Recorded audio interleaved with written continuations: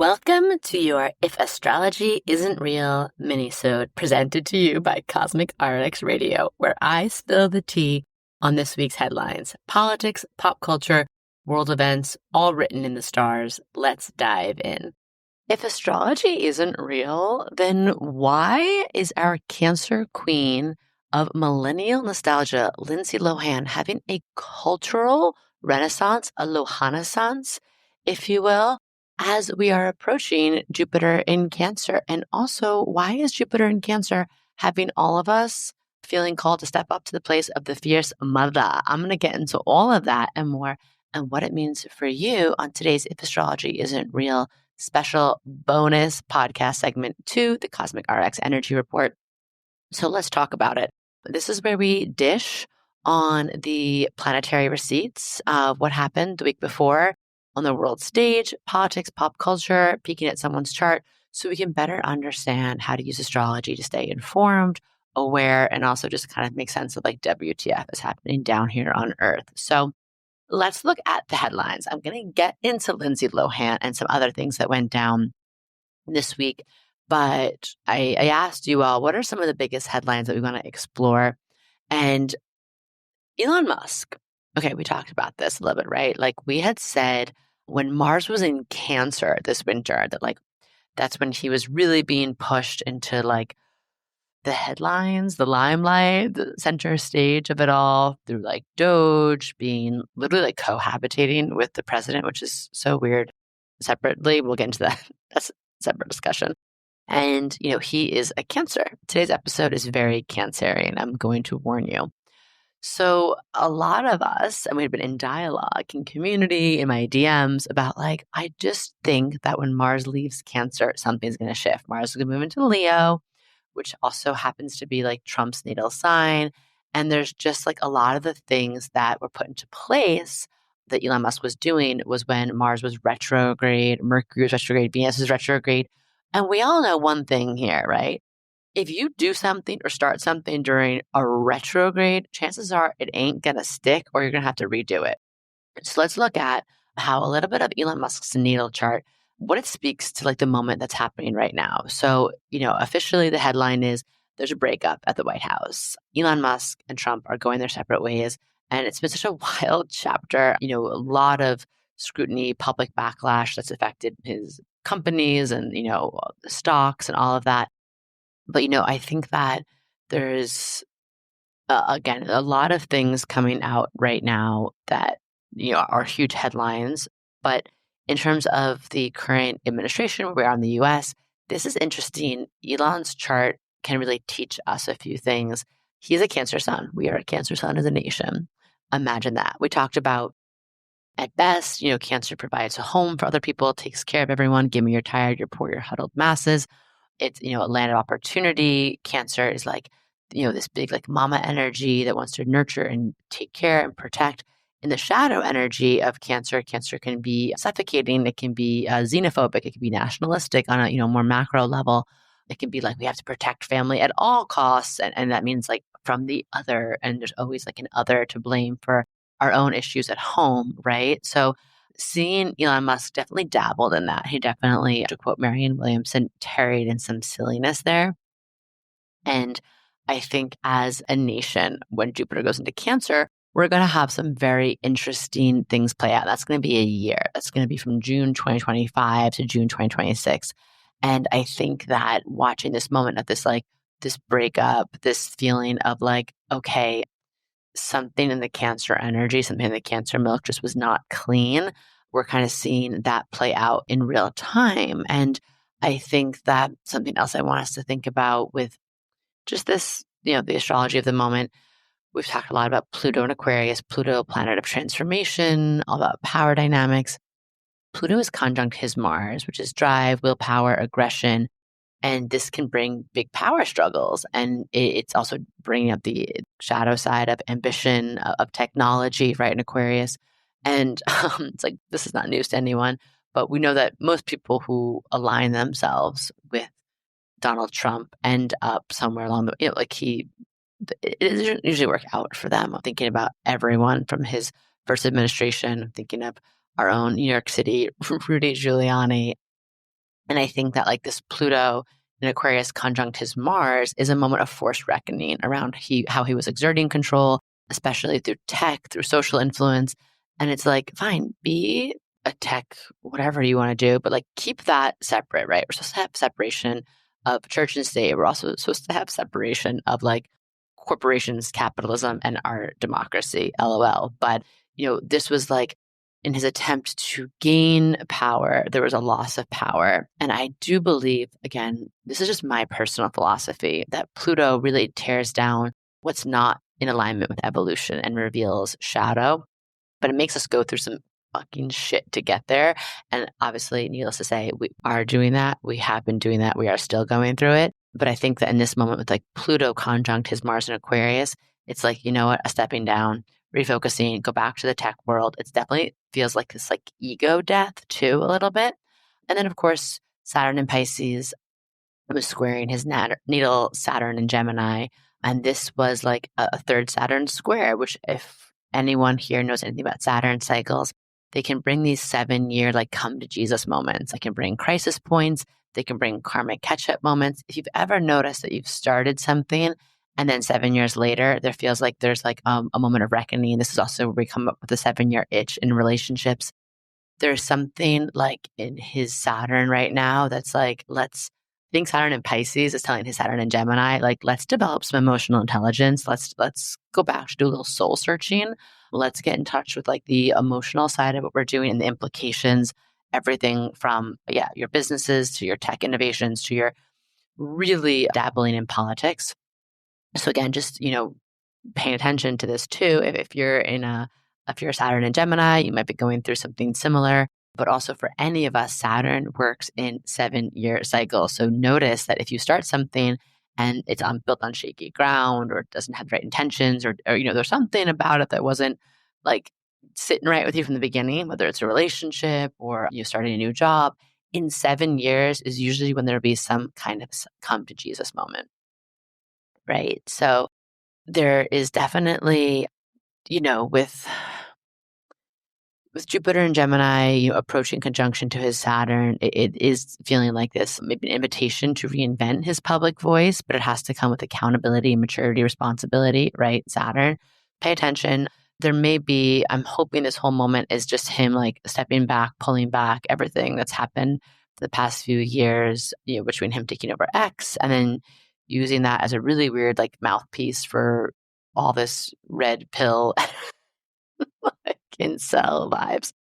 I always like to put out into the collective that like seeing his chart, it's up to themselves with how they use their chart, right? And there's no good planets, there's no bad planets, there's no good placements, there's no bad placements, but we can learn from really understanding the energy of our chart, what we're working with. So I hope this message reaches him on some subconscious level of like, it's not too late. It's not too late to shift something, to choose a new path.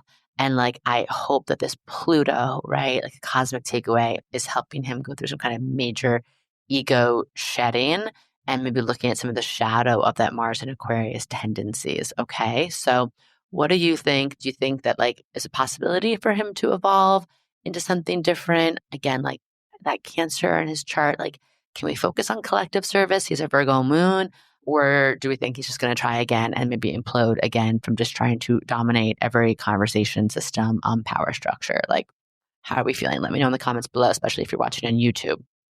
Okay, so speaking of Cancer energy, pop culture reference, where are my Lindsay Lohan girlies? Where are the girlies who are there watching her get dragged by the freaking, what were those magazines called? Tabloids back in the day, but also like, who's been following her since the Parent Trap days. She's so super, super talented. Mean Girls, obviously, like she owned that role. And I like always felt like weirdly connected to her, not like in a way that I even necessarily like loved, but she's from a town over from me, basically on Long Island. We're the same age. And she's a little party girl energy, as a little party girl energy. And she had weird family dynamics. And I actually like met her dad who'd come into the restaurant I worked at a lot in college. And I just always was like, there's something about that girl that she just stood out to me. And it was been kind of cool to see her, she dropped off. And I think that her pause, stepping away from the spotlight, and now she's been returning. And I think this year we're going to see even more of her in a better light, in a cooler light, in a more authentic light as Jupiter goes into Cancer. And she really reclaims like her voice, her identity on her own terms.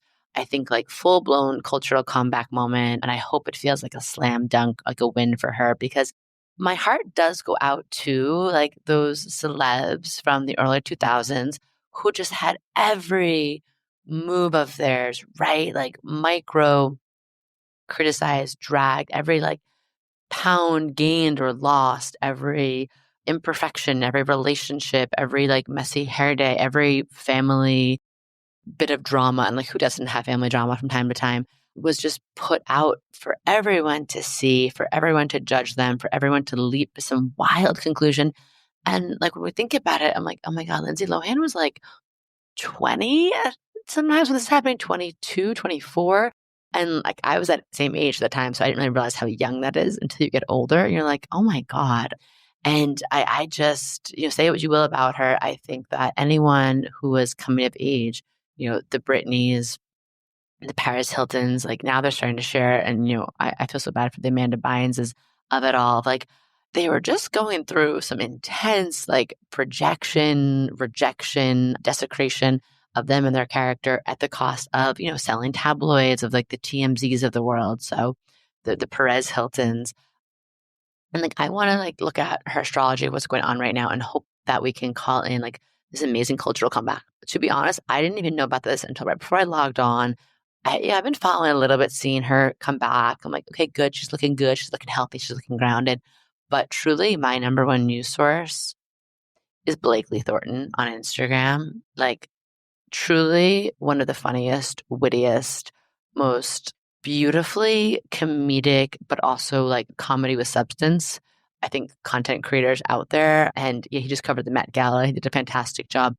And like, I think I like him because I resonate with him, where he will in one breath just be like talking about like slutty little glasses and male thirst traps and then go into like talking about, reality TV and housewives drama. And then he'll go into talking about like how we need to speak up for the trans youth or like what's happening in Gaza. And I just love the like fluidity of everything he talks about. So I saw on his Instagram that Lindsay Lohan just did this campaign for Old Navy. And he says for the first time since 1999, when his mom bought him a performance fleece, he is tempted to go back to Old Navy because she is making this athleisure line that they're launching look good, and she looks amazing. And whoever is doing like the marketing over there at Old Navy is killing it. He puts some references on his Instagram. But I'm like, I really like this moment. Lindsay Lohan, based on her birth chart, has a sun in 10 degrees of Cancer. So as we are, in these final stages of Jupiter and Gemini, and we're moving towards Jupiter and Cancer, I think this year is going to have her really being seen in a whole new light. Her reinvention energy too was happening while her Aries midheaven was going through all of these like Aries and Libras eclipses that started in July 2023. And we're in the final stages of Uranus and Taurus, which is conjunct her moon. And, Uranus is such a planet of reinvention, and it's right there on her moon right now, which can bring like emotional awakening. It can bring new energy, like I said, invention, innovation, reinvention. And it can also bring, if any of you have like a Taurus placement in your chart, Uranus in its final degrees is helping you break free from some kind of old, stuck, or stagnant pattern. So it makes sense that right now she's having this reinvention of her public image, her relationship with fame, reclaiming it on her own terms. According to the time I have on the internet, I don't know if it's accurate, but it appears that she's a Leo rising. So, definitely Leo risings are born to be in the spotlight, born to be famous. Maybe with her Cancer energy there, it might have been because of her family or happening at too young of an age. And, I think that like doing this on her terms now, Uranus, Taurus has also been making an interesting aspect to her Leo rising. I believe she became a mom in 2023. And again, Uranus on your moon can bring surprising shifts in home and family life. I'm just guessing that she has rebirthed herself into an area where she is more grounded, emotionally clear, not here for chaos or other people's like manipulation or trying to use her and her image for their own good. I think that we saw that a lot, obviously, with everything that happened with Britney. Like we know that these young teen stars, like they weren't really the ones behind the helm. They weren't making decisions. They weren't even really benefiting. And they were just sort of at the disposal of people who did not have their best interests at heart. And then on top of that, you have the media coverage, and it was just like where did these poor little babies like turn to? Like, it's crazy. So yeah, I feel that right now, like maybe it's also Saturn in Pisces trining her Cancer sun. We know Pluto's been in Capricorn or was in Capricorn, and probably affecting her Cancer sun since 2008, and maybe emerging from that cycle this year with Saturn trining her Cancer sun, like really bringing structure, long-term sustainability to her identity, her creative expression. Likely, like, she's done the inner work, I'm guessing, the boundaries, the maturity, and now she's ready to kind of like build legacy, and it's her playing the long game. And I think we're going to see her in doing things where she's building brands, maybe getting producer credits, taking really strategic, high impactful film and TV roles. I remember watching her in Parent Trap, and she played both roles. And I remember being like, she's really talented. I remember thinking even as a child. And so I think that she does have in her maybe one or two roles that might really like wow us and impress us. Maybe something that's, not that the Oscars totally matter, but just using that as a quantifier of something that's like Oscar buzzworthy, or something that's like telling a story, or that's important for our cultural moment that we're in. Okay, so let me know what you think. If you have any similar placements to her, let me know below.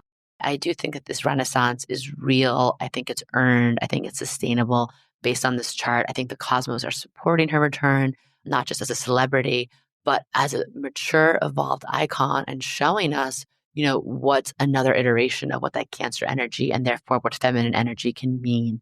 Right. And now she's allowed to like hold power in a different way versus the early part of her career. And then she's still blending her past. She still will do like playful wink, wink, nods to it, which I think is so important. But this like new powerful identity that's coming out is like, we're rewriting, right? We're no longer like tabloid bait, no longer tabloid, like to be bullied by them.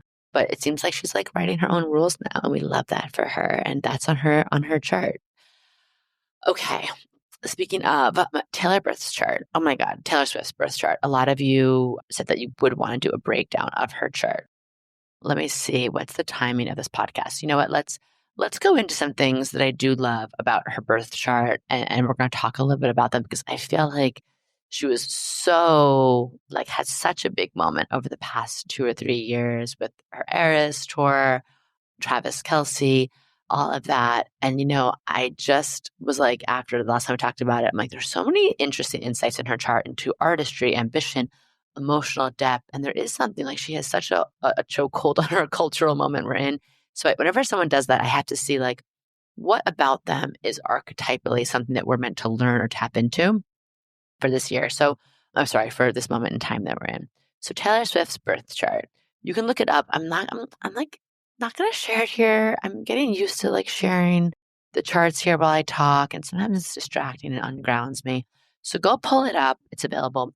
There are 2 different options. There's Capricorn rising and Scorpio rising. Scorpio rising would make her chart ruler Mars and/or Pluto, and her Mars is in Scorpio. And I just have to say that is the version I go with. I'm so intrigued what you think. It would make sense. I said last time that she might be a Capricorn rising because of how successful she is. But like, she is successful, I think, because of the scorpionic energy of the work that she does, that she really mines. She goes deep into the emotional field. She transmutes heavy experiences into art, into poetry. She's not afraid to go there. She's a lot of people projecting shit on her all the time, which is kind of can be a Scorpio rising thing. And also Capricorn rising would make her Jupiter's in Cancer. So that's part of her Jupiter return coming up. I'm going to talk about in a moment. It would mean that her Jupiter in Cancer is on her 7th house. And that would mean that her planet of luck would be like in feminine energy in her house of relationships. And like, she has a lot of strengths. I just like, now I could see that maybe that happening, but I just don't think so. I go with the version of her chart that's a Scorpio rising. So her sun in Sag. So listen, if you're a Sag sun, this is for you too, baby. Okay. She has that expansive, adventurous spirit, and she is here to be a storyteller. I'll never forget when I was like doing Cosmic Boss, I wrote like Sag is the storyteller. That is like the archetype associated with it. I go to Columbus Circle for an event, and there is a huge like bajillion foot like advertisement all up and down the skyscraper for Taylor Swift had her like, I don't even know, maybe 40 feet or something. It was like multiple floors of a skyscraper. And it just said storyteller, like really big on it. And I was like, oh, astrology isn't real. Like that's such an accurate way to describe her. So Sag Suns, you're here to be storytellers. You're here to also like, there's something fun about Sag energy. There's an optimism, there's a joy, there's an exuberance, and there's a willingness to explore everything in life and to take your wisdom of your lived experience and share it through stories. And she does that. And also, I think her willingness to also just I can't even talk right now, to explore diverse musical genres also can like really speak to that. You know, she started off as a country star, then she did pop, then she had that like kind of like, I don't know, every era, if you will. She's really exploring different genres, but also like philosophies and areas of life she's in. It's also very, I think, Scorpio rising to go through different eras and kind of like keep shedding your identity. Then we go into like, she has this Cancer moon. And I do think that is like, anyone here has a Cancer moon. She has a lot of emotional sensitivity. I think that's what allows her to connect so intimately with her audience. If anybody here has a Cancer moon, you know, people are like, do I know you? Can I tell you anything? I feel so much comfort with you. I feel so connected to you. And I do think that this is part of like, she has to take her personal experiences and share them. Cancer moons are not meant to hold on to all of your emotions. You're not meant to suppress them. You're meant to express them.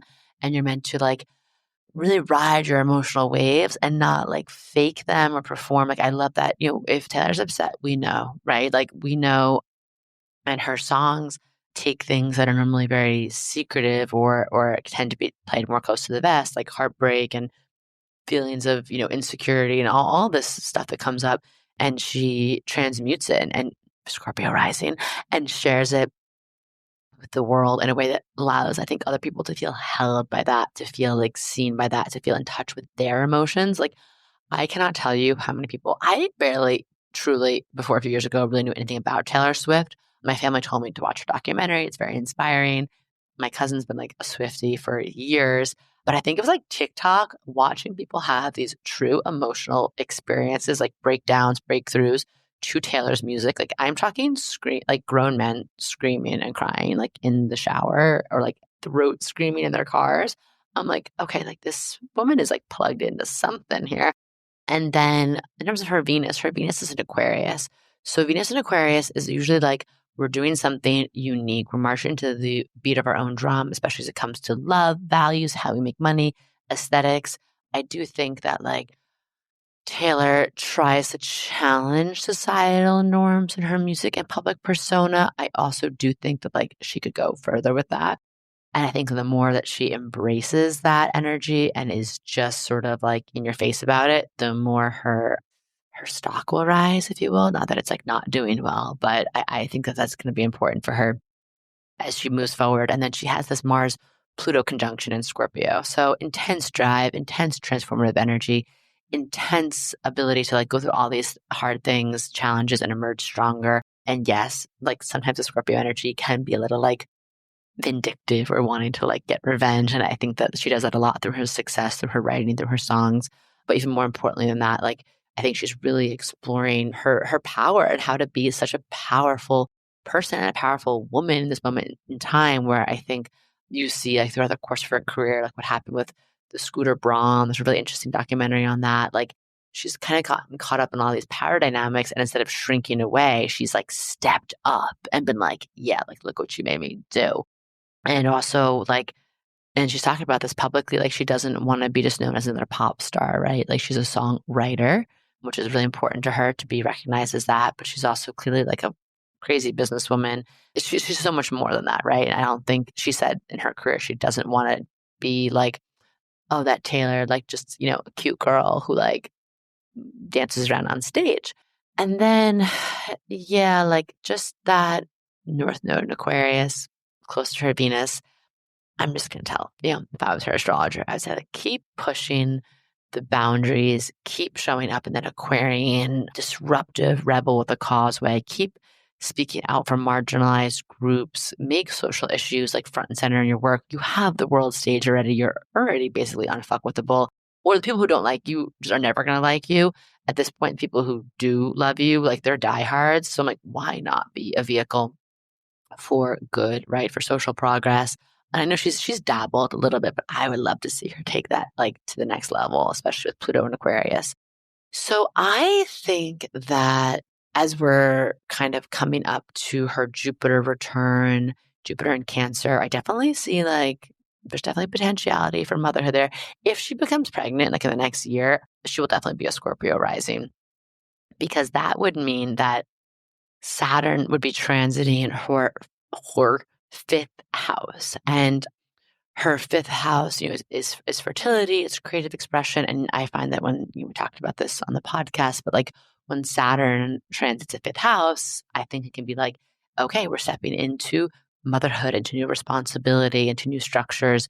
And again, something where you're building your legacy and building your family. But we'll have to see. And maybe she would just release her birth info. That would like really help people like me who just like, it just helps me know. Okay. So yeah, so I think that fertile energy abounding for her in a lot of different ways with the, Jupiter return. But I do think that if she gets pregnant coming up, then I think we're going to know that the Saturn in Aries is doing something there. That's just my hot take. Let me know in the comments below. Okay, that's it on Taylor Swift for a while. I think I've mentioned her like 3 podcasts of the past like month, and I she's just like, culturally, she's just there. She's omnipresent, and hopefully she gives us something to learn about ourselves for this. Okay, so Jupiter in Cancer is coming up. We are going to experience, I think, starting June 9th and going for a year, Jupiter in Cancer, right? Cancer is the feminine, Cancer is the mother, Cancer is like that feminine energy of taking care of one another, of women's issues, of birthing issues, of reproductive issues, of Cancer is connected to children. I think we're going to see even more focus on social issues around this. And I think we're going to feel called to really all take on that role of like, whether we have children or not, like that mother energy of like every child is our child. And I just want to shout out like the, especially, non-cisgender straight white men who are stepping up in different roles of leadership that we need during these times. During Jupiter and Cancer, it's going to be another moment of really, I think, amplifying the style of leadership. And, I just want to take a moment to say that Miss Rachel, I'm like laughing that like, I just never would have thought. But Miss Rachel, if any of you have small young children or, in your family, extended family, your friends, you've probably heard of her. She is a content creator on YouTube, who's a huge following. She's an educator, and she does a really great job. I think, like, in a world where there's a lot of bad options for screen time, she has done a good job of doing stuff that's really educational, uplifting. And I think most important to her legacy, she's been really outspoken about what is happening to the children in Gaza right now. And she actually, had scheduled a visit with a young girl from Gaza who came here because she lost both of her legs. And Miss Rachel has not done this. Like, this has not been performative. It's been very real. And it has cost her a lot of losing followers. I'm sure brand deals and sponsors, a lot of hate and vitriol. And all she is saying is like, my name is Miss Rachel for littles. Like, I am here for all of the littles. And I think that is such beautiful leadership to model right now. And I think this is such a good like moment to look around and think like, there's horrible shit happening everywhere, and it is not really like ever good for any age group. I'm not saying that like, oh, we should not care about bombing or attacking or any sort of violence that's against adults. But like, I think we can all agree, like watching footage of children going through horrors that are like beyond comprehension, beyond articulation, we should all feel something in that. Watching children go hungry, watching children not feel safe to go to school, watching children not feel safe to be in their own self-expression. And, as we head into Pride Month and we're talking about LGBTQ, like LGBTQ youth need us all to be fierce mama bears, right? There are so many ways in which we can be divided in this world, but it should not be controversial to stand up for babies and children having just basic rights, basic sense of safety. And so I'm sure if you're watching this, if you're here, you feel the same way as me. So I'm just dedicating this episode of If Astrology Isn't Real to that fierce mama energy within all of us. Like, may it be ignited, may it be activated, may we feel encouraged to show up, to stay awake, to take soulful action, to know that if we're here, I hope we're using astrology and spirituality as tools of collective liberation, and that we just keep showing up in this place of resistance. We keep showing up as things crumble around us, to stay soft in a hard world, but also to stay fierce and not to stay, not to be disenchanted or disillusioned in a way that makes us feel like disassociated, but instead to feel, to cry, to pray, to ritualize our sacred rage, and to really allow us to keep moving in the place, even if it's uncomfortable, especially if it's uncomfortable, towards truth, right? Towards sticking up for, especially the babies of this planet, and the innocence and the children and this next generation. We need this active, embodied compassion. And I always cry thinking about fierce mother energy, right? Like the power of fierce mother energy, that can flip a car. And they say a burning car is no match, for a mother. I think about that mama bear in nature. And I think about what would it be like for each of us to really tap into that? Because clearly, the quote unquote, literal or metaphorical or energetic mothers have not been at the helm. Our society would not be here if it was. I think that mothers have been cast aside. And again, I'm talking about archetypal mother energy, or been told that that's not important, it's not valuable, or we've just been put, in a place of such isolation that we're so fatigued or overwhelmed that we don't know how to access the power within us. So I just hope that this Jupiter in Cancer moment can be a shift in that we can step into a place of just more unity, of coming into this place of universal cosmic family energy. I believe that's it. I believe that's what the astrology is asking us. That's the cosmic assignment. If astrology isn't real, why is the universe literally handing us a roadmap to justice, community, unity, and sacred action? Let's follow it. So I am closing off, sending love to all of you. I am sending love to every single being on this planet and everyone who is navigating heartbreak in the micro, the macro. The stars can't fix it all, but they can remind us of who we are, what we stand for, how we keep showing the fuck up during these crazy times. So until next time, slide my DMs if you want me to cover anything in particular. Drop it in the YouTube comments below. And until then, stay grounded, stay soft, stay in your cosmic zone, baby. Mwah.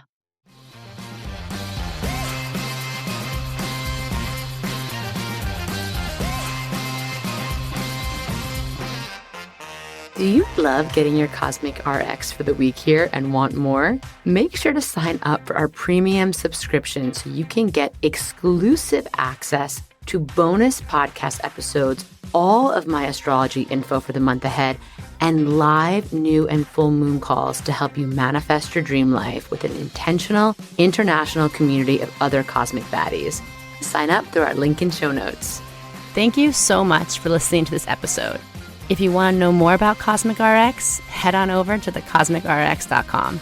And if you really love this show, I'd love it if you left a rating and review on Apple Podcasts or wherever you listen to podcasts.